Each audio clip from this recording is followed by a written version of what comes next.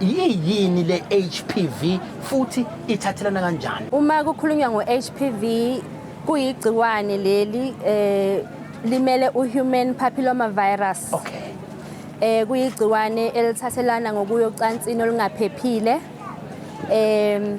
Ngebhadi ke uthi musunalo leligciwane izimpawu zakhona zingasheshi ukutholakala noma ukubonakala ukuze umuntu awazi ukuthola usizo. So ingako nje sigqugquzela kakhulu ukuvikeleka.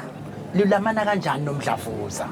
Okay, uma umuntu ethola leli gciwane le-HPV kunocwaningo nje olukhona umbiko othi ke kubantu besifazane abayishumi abawu-8 bakhona abanaleli gciwane abanesifo somdlavuza wesibeletho batholakala ukuthi udalwe i-HPV virus. Okay. So okukhombayo ukuthi impela kuyigciwane eliyingozi kakhulu. Okuyingakho kubalekile ukuthi ke abazali bethu nabasigcinela abantwana basebenze kunye nathi sibambisaneni ukuze sikwazi ukuvikela umphakathi wethu.